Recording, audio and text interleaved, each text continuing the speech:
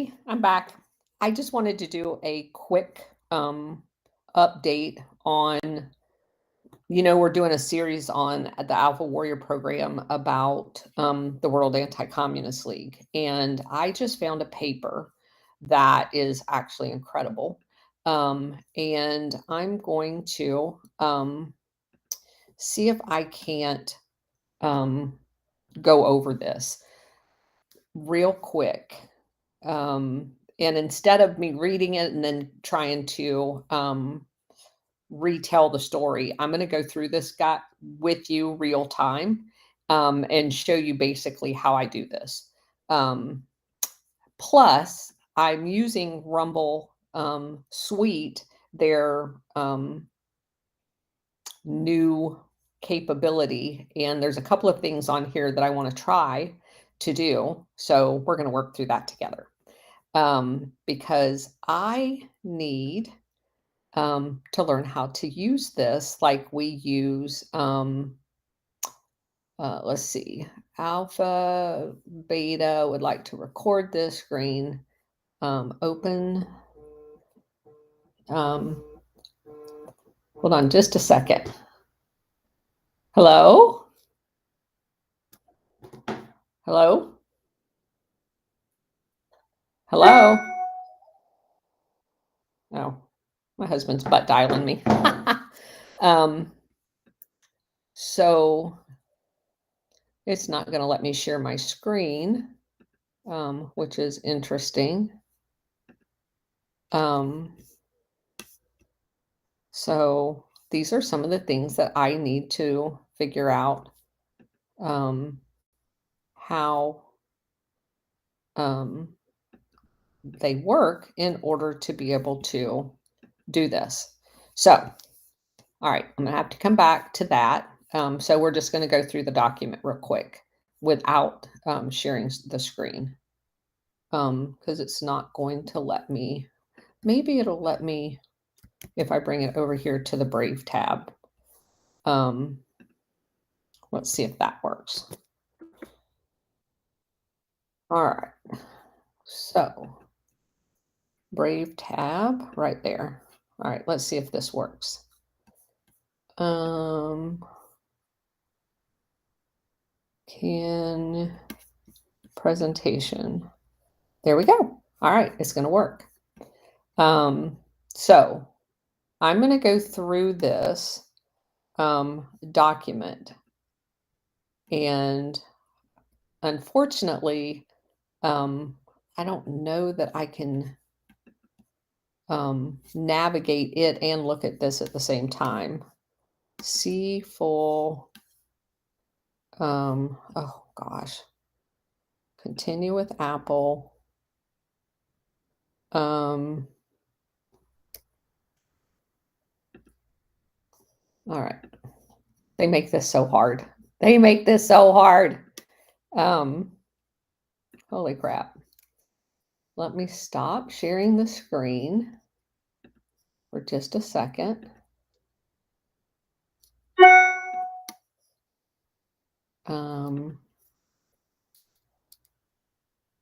Yeah, all right.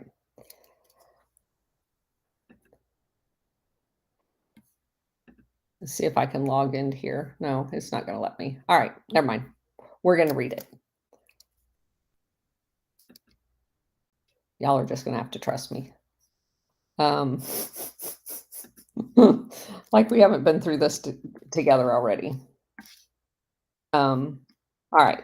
So basically what this paper says is in January 2013. Oh, and by the way, the paper was written by Guile Scott Smith and Stephanie Rulin. And the name of it is Transnational Anti-Communism in the Cold War, Agents, Activities, and Networks. So they start off the paper by saying in January 2013, the Joint World League for Freedom and Democracy - Asian Pacific League for Freedom and Democracy annual conference was held in Taipei, Taiwan. And it goes on to explain that the World League for Freedom and Democracy is actually the World Anti-Communist League. And I was like, what? Yeah, another name changer. It said there were 400 delegates from over 100 countries that took part in the World Freedom Day celebration. International Development Committee meetings occurred. The new chapters, which is very interesting, were Nigeria. Didn't they just have a coup? And Thailand. The World's League mission statement was adopted, and this is what it says. International non-governmental organization dedicated to the aim of uniting the freedom and democracy-loving people of the entire globe without distinction as to race, nationality, location, occupation, religion, party, or sex in an endeavor to pursue freedom and democracy for all mankind and to preserve world peace. I'm about to throw up. Okay? They terrorize the entire globe without distinction as to race, nationality, location, occupation, religion, party, or sex. Their joint endeavor is not world peace. I'll go on. With a massive following in the Asian Pacific region, the World League for Freedom and Democracy is probably the largest scale transnational anti-communist network. Now, I would call it a transnational terrorist network that has continued into the post-Cold War era, originating as the Asian Pacific Anti-Communist League, which we know in 1954, that transitioned officially into 1966 to become the World Anti-Communist League. Faced with the collapse of their arch nemesis boogeyman, the Soviet Union, my comments, and the gradual transformation of the People's Republic of China to not be the communist boogeyman either into a capitalist economy, in 1990 to 1991, the World Anti-Communist League did a name change, and they became the World League for Freedom and Democracy, because that's what happens when your boogeyman goes away. You just change your name. The durability and adaptability is a prime example of how networks of transnational, quote, anti-communist or terrorist have successfully morphed according to changes in global politics, because once you're around, you're never going away. Other organizations covered in this volume, the Mont Pelerin, Pelerin Society, La Circle, which we've talked a lot about, the Bible smuggling operations also continue to this day. The Assembly of Captive European Nations, ASEAN, Assembly of Captive European Nations, okay, may have disbanded in the 1970s, but its legacy lives on through the continuing observance by the U.S. political system of Captive Nations Week, the third week of July. The assumption that the demise of world communism led these networks to declare mission accomplished is mistaken. Anti-communism is typically understood in two principal ways. In terms of periodization, it is generally regarded as a Cold War world phenomenon, and therefore lost its meaning at the end of the 80s, because, you know, anti-communism, once communism in the Soviet Union went away and China was not the enemy that it needed it to be at that point, kind of meant you had to pick a different boogeyman, which they did. In terms of the organization, the United States is often credited with playing the principal role in dominating Western anti-communist efforts to oppose Moscow's nefarious designs, only to find out that it was our nefarious designs that everybody needed to be afraid of. Yet, as the example of the Freedom and Democracy League shows, anti-communism is a flexible label, which we found out. Communist doctrine has been opposed from many directions, ranging from its designation as an evil empire and a contagious disease to more measured rebuttals of its egalitarianism, justification of political violence, atheism, destruction of private property, negation of individual rights, economic collectivism, Bolshevikism, and materialism. Many of these positions, which often overlap, could be grouped under a broader label of anti-totalitarianism, which some anti-communists prefer to emphasize their support for basic rights and values threatened by both the left and the right. So, and that's a very interesting distinction, because we know that their real aim is totalitarianism or fascism. As this collection of essays demonstrate, anti-communism has in fact known many different political identities and motivations, ranging from basically anarchism to the socialist left, to the conservative nationalism, to Christian movements, to the far right. See, I don't go with the left and the right. That's garbage. These allegiance has always been present with anti-communism under the convenient label to link up and unify a wildly divergent interest groups. And I do agree with that the anti-communist label was slapped on this entire endeavor to try to group everybody behind this initiative without clearly articulating what it was, because it was never anti-communism. The stark ideological divisions have continued to define political activism, most notably in Asia, requiring reflection on the Eurocentric ism of the Cold War interpretations. Most significantly, the place of the U.S. as the orchestrator supreme of the anti-communist cause needs to be nuanced. It is undeniable that the United States, and here we refer principally to the CIA, had an oversized impact on Western anti-communist ideology, mobilization, and propaganda during the Cold War. Yes, it did. Thanks to its dominant political position, strength of purpose, global reach, unlimited budgets, because they sold drugs to fund it, this often gives the impression that the U.S. was able to coordinate anti-communist activities according to its own worldview in response to an assumed globally orchestrated campaign run from Moscow. However, there is evidence that clearly show that this did not mean that the U.S. could always decide which direction to move in or all of the possible outcomes. There is thus a need to decenter the U.S. within the anti-communist narrative. While recognition is given to its crucial role beyond all other participants, it is above all necessary to adopt multiple viewpoints and escape the all-encompassing discourse of Washington, D.C. focused Cold War history, or indeed the history of anti-communism as predominantly a government-run enterprise within the boundaries and the context of particular nation states.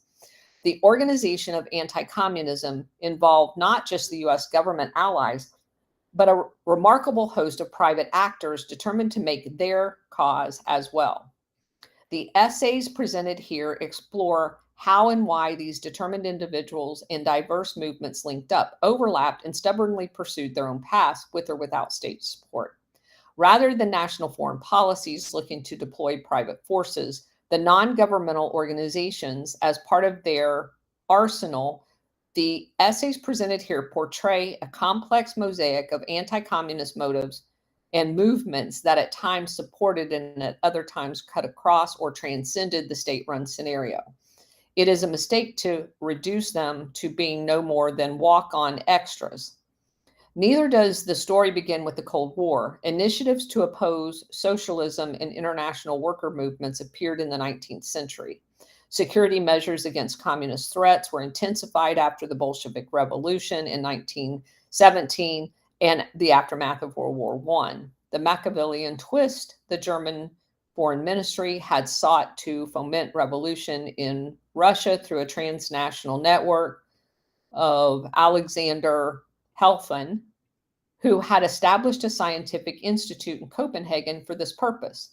but the interwar period was seminal moment as numerous civic organization, interest groups, and militia focusing on national concerns across Europe and the US in the turmoil and instability from 1918 to 20. A large-scale immigration from Russian Empire between 1917 and 1923 contributed to the anti-communist climate and the hostilities towards the Bolshevik regime. Now, I want you guys to think about what I just read in context to what's going on. So Germany published material, as did Britain, as did elements in the United States, that all instigated or articulated the need to basically foment revolution in Russia. And we know that New York City and London participated in the revolution by harboring Lenin and Trotsky. So in the late 1800s, around the time the Fabian Society was around, fomenting this entire thing, they're talking in this paper about creating a revolution in Russia, which we know unequivocally generates what? Refugees. And so they go in and foment this revolution. They have this large-scale immigration from the Russian Empire into both Europe and the United States. And they create these Russian immigrant populations, which is kind of what's going on right now, where we have went in and fomented revolution and overthrew those governments and then imported all of the people both into Europe and here. Do you see the similarities? It's a pattern. Russian anti-communist exile organizations blossomed in the center of this immigration in Berlin, Paris, Belgrade, Prague, among others, London and New York.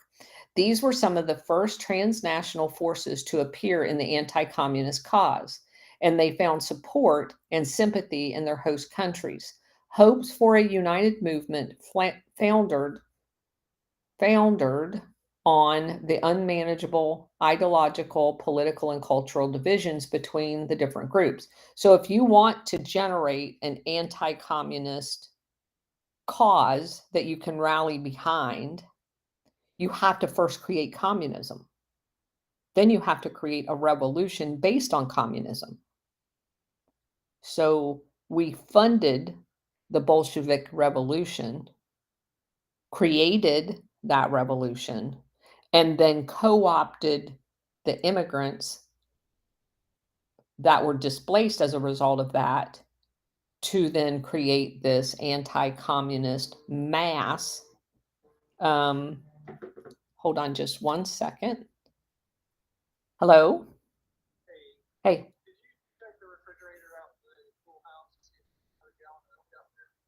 I did not. Yeah, get two. Yeah. Yeah, get two. They'd be a week old anyway. Okay. All right, bye. Okay. Preparing for our trip to cruising the coast. So trying to logistically get everything done. Okay. So I find that interesting, that the creating the chaos so you can control the situation. So in order to create an anti-communist movement, you have to first create communism. Then you have to displace all of these people and then use them. And that's exactly what's happening with all of the other revolutions, that we create this displaced immigrant population, then we import them, literally pick them up on airplanes and ships and bring them here. And then they use them to implement their chaos here. Do you see it happening? You should. Hopes for a united movement. Let's see.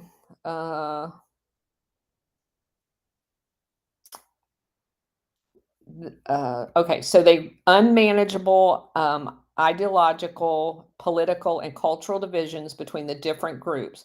Perhaps the first transnational, explicitly anti-communist organization was the Entente International Anti-Communist (EIA).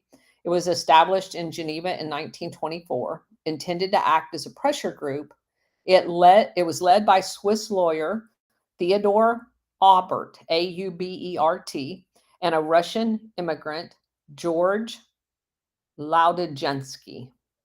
Although the EIA soon distanced itself from the immigrant politics in order to prevent being typecast as a minority movement and to reach out to a wider audience.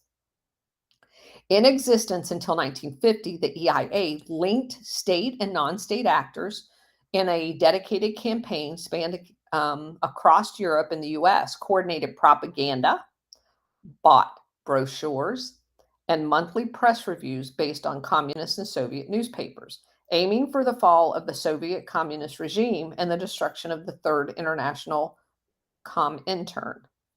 The EIA was never able to gain a solid foothold in the United States, where anti-communist organizations were less willing to work with foreign-based partners to extend their efforts outside of North America. While the EIA Religious Committee, Pro Deo, that existed from 1933 to 1939 would also fail to unite Catholics, Protestants, and exiled Orthodox groups against the evils of communism. The Protestant Moral Rearmament, established in 1938 in Oxford, would gather more support as a faith-based grounds after World War II. Was the anti-communist effort in all of its diversity in any way coordinated across national boundaries? Certainly to a degree. George Kennan's infamous policy planning staff memo in 1948, The Inauguration of Political Warfare, proposed that the liberation committees should be created amongst the large immigrant population communities from Central Europe and the Soviet Union in support of people suffering under oppression, with the Comintern and Willy Munzenberg as the clear models for this move into the political warfare. In just one document, George Kennan had set the agenda for all of the United States front operations in the first years of the Cold War. Kennan's memo led directly to the first of the public-private organizations in 1949, the National Committee for a Free Europe. Goaded on by Kennan, the CIA, under the initial guidance of his pioneer, Frank Wisner and Alan Dulles, rapidly developed the mighty Wurlitzer, which we've talked about, of patrons and partnerships that enabled to and disseminated views, opinions throughout the world. Part of this CIA sphere of influence has been thoroughly covered, but gaps still remain. The extensive research of the CIA has inevitably led to suspicions of agency involvement in all anti-communist activities.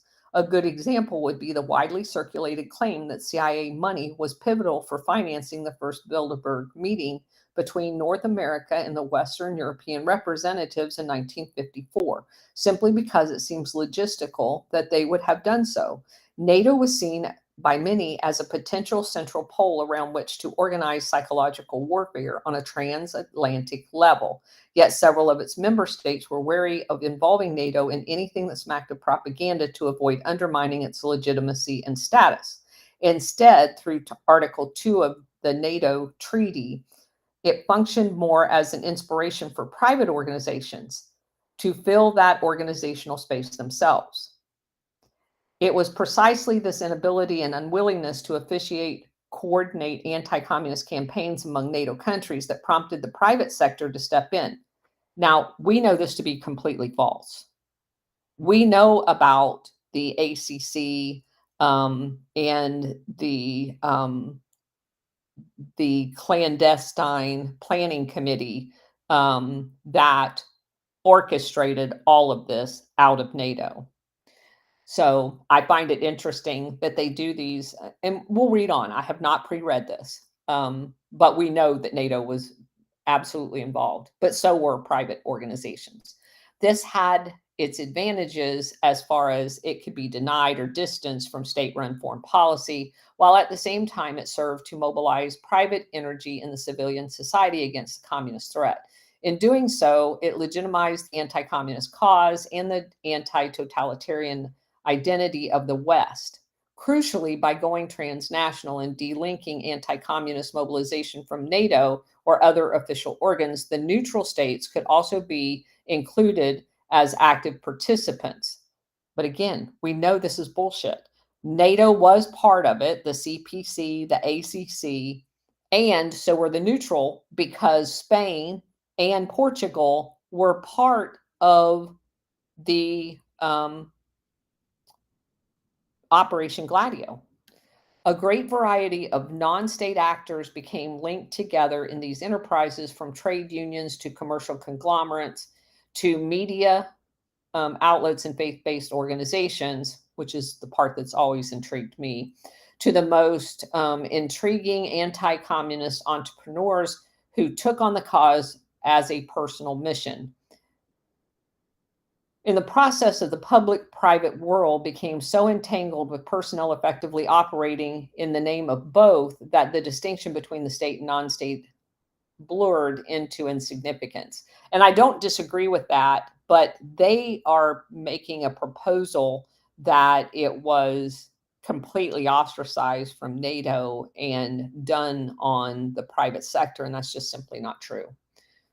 What were the motivations for taking on such a role? The claim that a worldwide communist conspiracy ran from Moscow necessarily required a centralized and coordinated response from the non-communist world. The call for a World Institute for the Defense Against Soviet Propaganda. The fear that democratic freedoms were vulnerable to if the anti-communist struggle failed to organize itself across national boundaries. The determination to awake citizens to the fact that their taken for granted freedoms were being subverted and threatened without them knowing it. In other words, they're going to create a psychological operations to convince us that we're about ready to be overrun. The domino effect. The need to study the theory and the practice of Soviet communism in order to understand and exploit its social and political divisions and contradictions. The desire for a spiritual NATO or a Marshall Plan for the mind. The political identity to be defended by these efforts also varied from a vague designation of the West to democratically oriented labels such as the free world, to more cultural and civilization declarations like the Christian civilization. The individuals and organizations covered actively link up between themselves via conferences, joint publications, and public campaigns, but they also challenge each other. Blah, blah, blah. The calls for coordination there were therefore often attempts to claim top spot as much as it was to improve anti-Soviet propaganda. Several organizations aspired to play the central role, such as the Catholic Committee for International Defense of Civilization, the Franco-German Dutch Interdoc, and particularly the Congress for Cultural Freedom. I've done a little looking into that one, definitely on our bad list, which sought to maintain a broad coalition of liberal and conservative anti-totalitarian to oppose restrictions on cultural and intellectual production, which of course is all they're about now, is to place those restrictions. Certain individuals themselves functioned as important nodes, such as the Frenchman Georges Albertini, who was associated with the whole range of private, national, and transnational anti-communist organizations, as well as official state institutions such as the British Information Research Department, which is basically a spy agency. The sheer density and diversity of the anti-communist actors and activities makes it difficult to propose uniform lines of analysis. The first covers the first of many things that they're going to write about in this series, covers hold on just a second.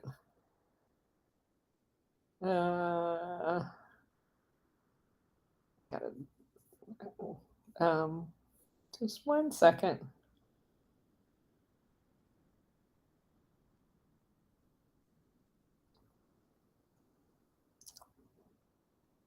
Okay.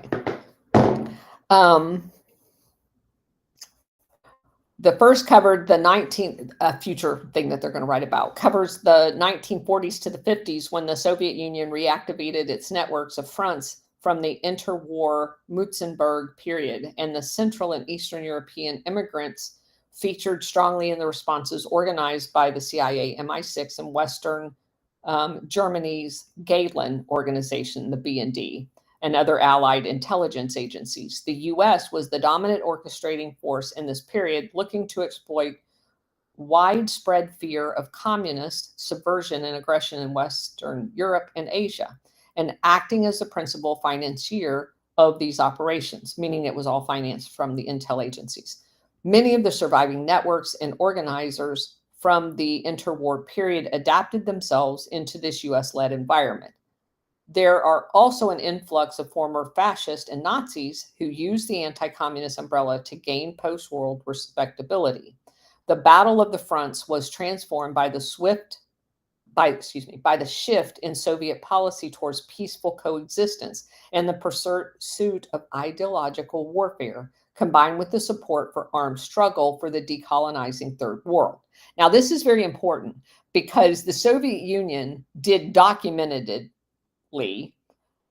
shift to a peaceful coexistence where they unequivocally said they were not interested in expansion. And yet that never trickled into the West propaganda because they needed them to be used as a boogeyman.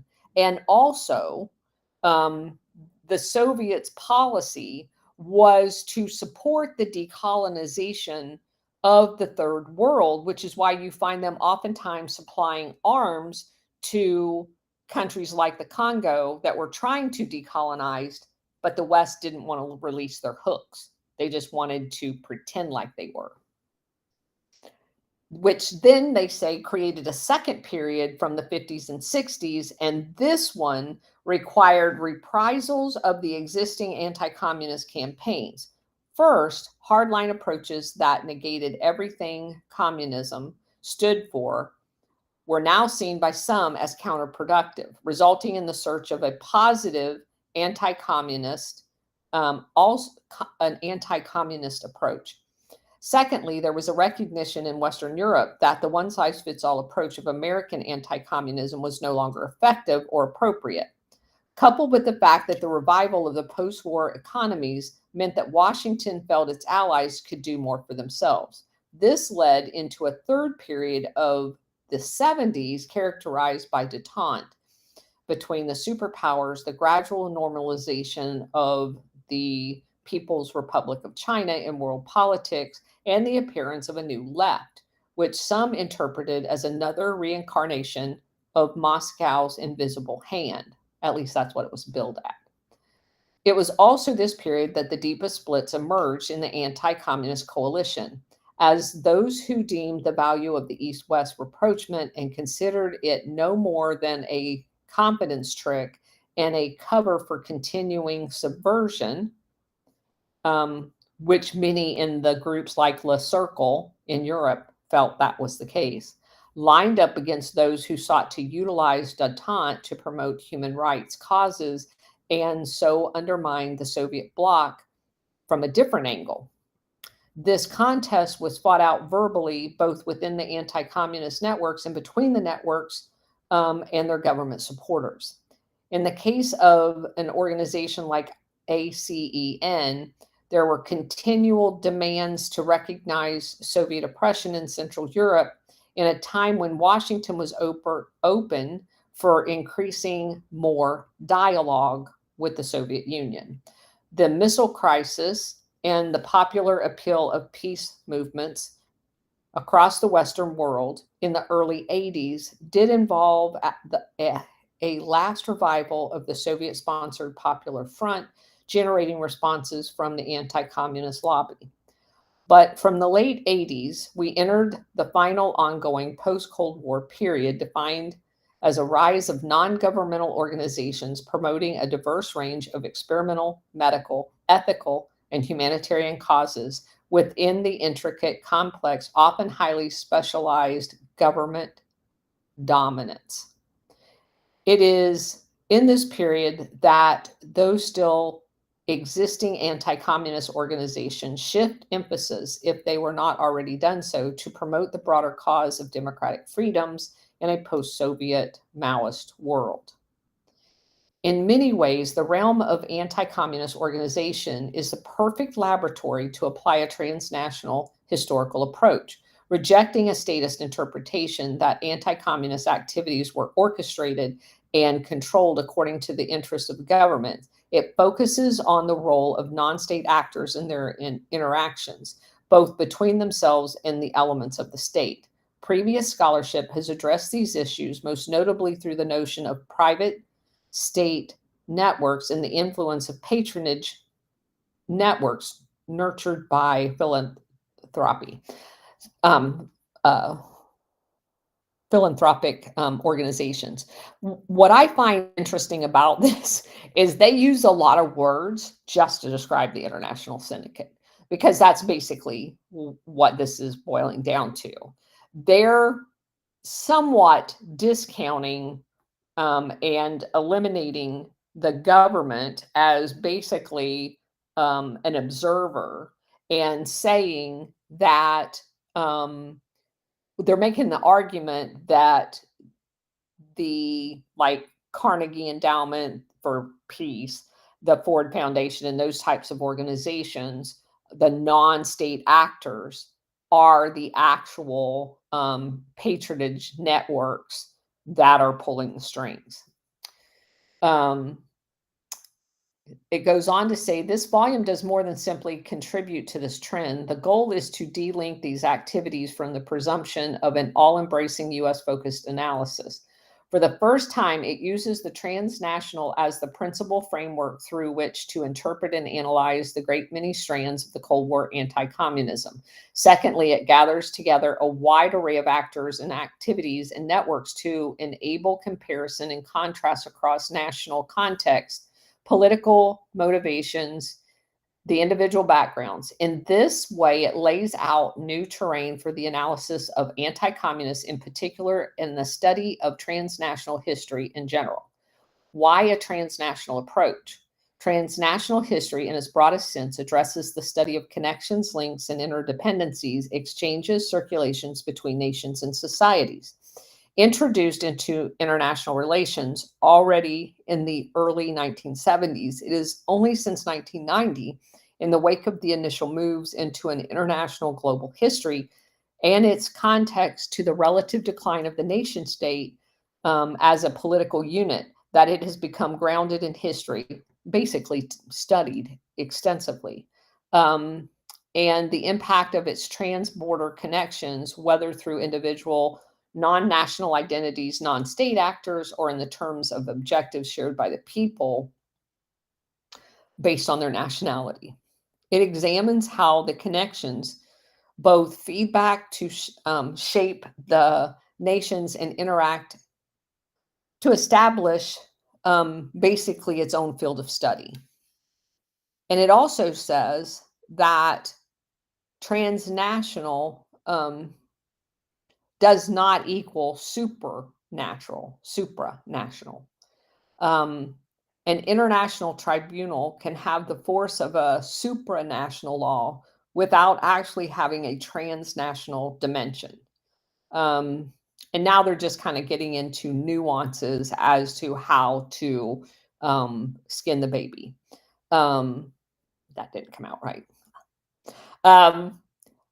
So basically, it goes on to say that it expounds the boundaries of the transnational historical field by examining the national, international, and transnational levels of activities along the lines of anti-communism.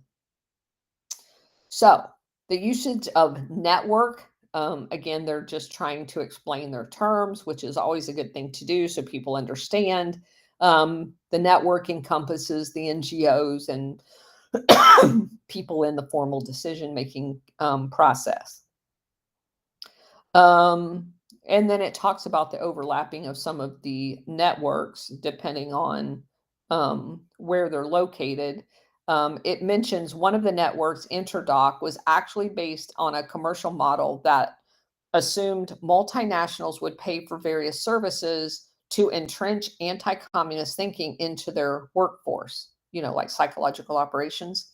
This relative freedom of action also had its downside, in particular, the danger of self-exclusion and deterioration into nothing more than an elite club for a select few. There were also plenty of obstacles to influence, cultural perceptions, determinations of sovereignty and national priorities, blah, blah, blah. Differences between the US and European fundamental Protestant movements, when you're looking at the religious aspect of it. It also says that there was kind of a dividing up of duties to look into the different aspects of this. And it says that basically they set up organizationally this thing. The first section would cover a set of organizations and individuals that were involved in the anti-communist that was put together under US leadership. And then it says the second was going to cover the transnational networks with case studies from the 1940s through the 80s.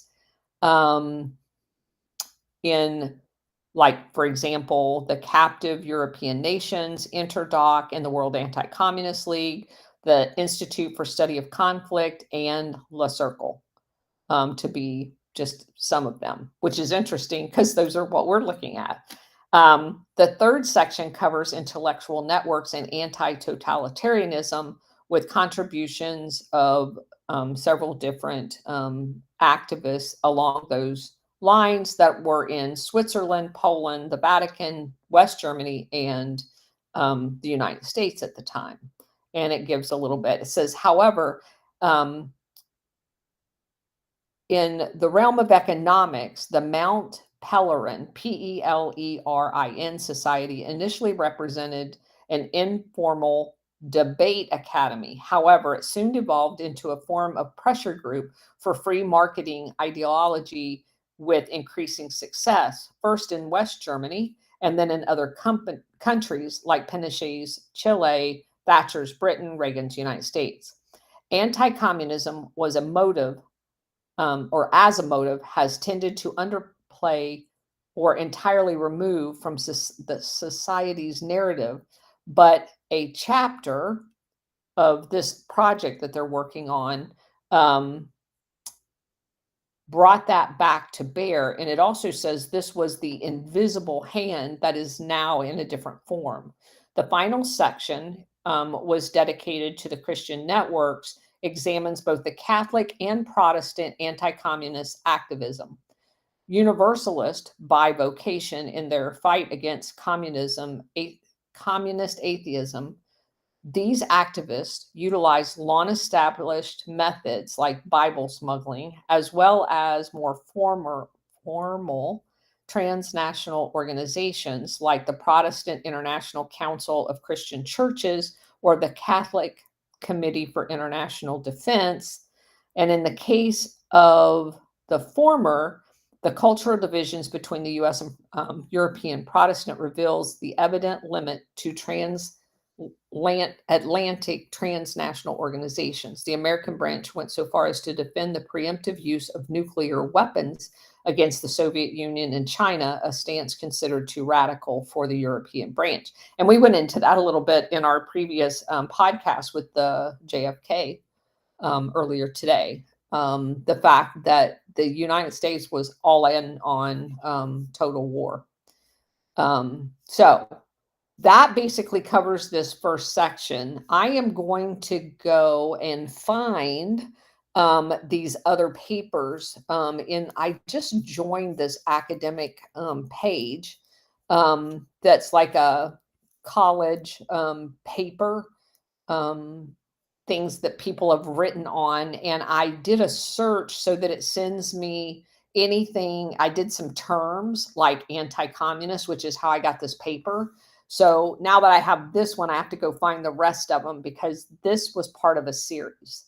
So I am going to go find them and go through them to see if there's any that kind of go along with what we've already known But I did want to let you know, because I found it fascinating that we're in the middle of studying the World Anti-Communist League, and this paper just shows up mysteriously in my mailbox this morning, letting me know that the World League for Freedom and Democracy is the follow-on new version of it, because in bureaucracies, nothing ever dies.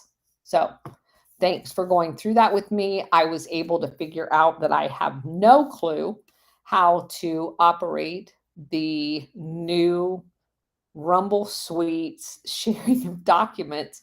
So Bridget and I are going to have to work on that offline and see if we can't figure out how to do that, because we definitely have to be able to do that. And I'm kind of want to get away from using StreamYard. It's cumbersome to set up the StreamYard. Then you have to set up Rumble, and then they have to interface with each other. And so if I can go to just using the Rumble suite, that's going to be awesome. But we're also going to have to be able to figure that out. Mailbox, somebody's paying attention to you. Actually, SR71, I wish that was true. That's not true, unfortunately. I found a EDU site that was associated with Air War College, of which I'm a member, so I can go get papers that people who attend Air War College write from having graduated there. But there's a lot of .edu sites that once you graduate from a particular university, you can sign up for. So I found this website that kind of takes written documents that people write as part of their academic endeavor, like thesis for your PhD and that type of thing. And you can create an account, enter search words, and anybody that writes on that subject, it will automatically email you a link to go read their work. Now, obviously, what's really cool about that is that you are able to then go, because to me, this is always the best thing, and I do this always. When I first get a book, as I'm reading the book, well, before I start reading the book, I go to the back and I look at who they use as references.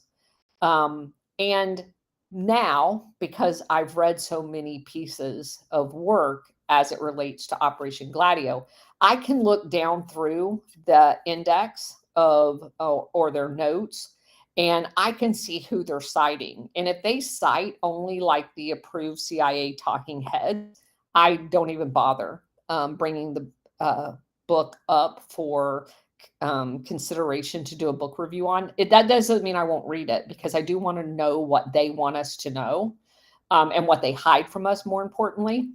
But reading the index or the note pages, the references, is oftentimes where I have found some of the more relevant books that people have. Like, for example, let's just run through, that's a great idea.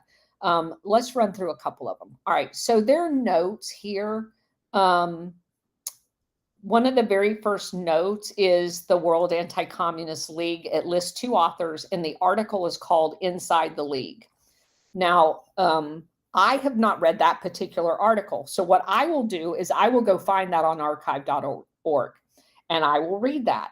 And they're using it as a reference. So I want to know who these authors are, and I want to read that article to know whether or not the article here is using good sources. So the next one, I'm looking down here, Decentering America, Decentering Cold War History, Local and Global Change, Combating the Enemy Within. That was a paper that was written it covers 1830 to 1970.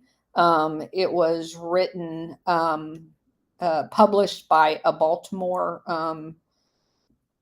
publishing house, Not Without Honor, The History of American Anti-Communism, Yale University Press, 1998. Total Cold War, Eisenhower's secret propaganda battle at home and abroad. And you see already there's like 4 articles that are like, holy shit. And I've not read any of those.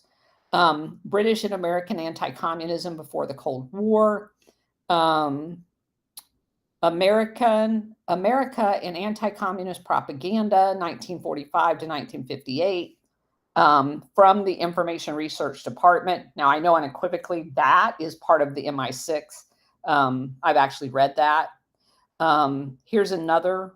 This is a book, The Hidden Hand, Britain, America, and the Cold War Secret Intel. I've read that book. Excellent book, actually. Another one. Let's go down through here. There's a couple of French ones, which I may or may not have read as far as articles, because unless they're translated, I don't know. I do read a lot of European translated through the Brave browser and Yandex in order to be able to bring them to you. And oftentimes, those are some of my longer posts that I kind of like repost almost verbatim in the translated, so that you guys don't have to go through the trouble of creating a new browser if you don't already have one of the translatable ones downloaded, so you can still read the material. They have a couple from Radio Free Europe, which are basically the CIA propaganda sources. War of the Black Heavens, the battles of Western broadcasting in the Cold War. And again, if you're focusing on the propaganda element, the psychological warfare element, those are articles that you want to read. There's one from Radio Liberty. All of those things are CIA pieces of crap organizations, but that doesn't mean you discount the material, because that's a good way of learning what they want you to know. Here's another reference. I don't know if this is it looks like it's a book. Covert Network, Progressives, the International Rescue Committee, and the CIA. I don't have that book. So I'm definitely, let me cut and paste that one. I got to look that one up because that definitely sounds like that would be right up our alley. Let me just bookmark that real quick and I'll come back to this. Okay, so then there's some, when they talked about Bilderbergs, when we were just reading through that, there's a whole bunch of articles on a footnote about the Bilderbergs, so that you can go do the research on there. There's both books and articles that are written here. Then let's see, not a NATO responsibility, psychological warfare, the Berlin crisis, and the formation of Interdoc. That looks like that's an article. Transforming NATO in the Cold War. That's an actual book. Propaganda and Intelligence in the Cold War, the NATO Information Services. That's a book, and I don't have that book either. So you see how reading through these is critical in order to find other pieces of information on a particular subject. And because of knowing several of these sources and having a few of these books, I can say that generally speaking, and we just read through the article, other than the fact that they basically kind of separated the government from the private sector and kind of focused more on the private sector, which is not necessarily a bad thing. I just don't think it's done exclusively as they kind of portended it to be. So anyway, that's kind of the process that I use in vetting information that I bring to you guys. And I think it's important. And I did promise you guys I'll do a few more of these where we're going through the process of how to do the research, which is why I have to get the presentation thing so I can show you the tabs and we can work through because I have a few bios that I want to share with you guys, but I want to be able to walk down through them online where you guys are reading simultaneously with me as opposed to me just reading to you. I think it's more interesting that way. So once I figure that out, we'll be back to do that part 2. Okay, so that's it for now. I'll be back at 3 o'clock with Brian, and then we'll start our stream for Operation Gladio at whatever and I get finished, and then we'll be on at 7 with Justin Ivy. Y'all are going to be sick of me by the time this week's over, but I'm doing this week because next week I will be not as available, and I don't know what my schedule is going to be because we're going to be in Biloxi, Mississippi at Cruising the Coast Car Show. So I'm trying to get a lot of this out of the way and the information to you guys, and then because next week's going to be very sporadic because it's like such a cool time, and we're going to be meeting some more of the people that used to work for me. If they'll go on camera, we will do a podcast with them in person because they're going to come down and see me in Biloxi. They just moved from the Central Florida area up to Mississippi, so I'm really looking forward to seeing them. And maybe they can come on and tell you guys some more of my secrets. So see you guys at 3 on Brian's show. I will link that on my X and True Social website once he sends me the link. Talk to you guys later.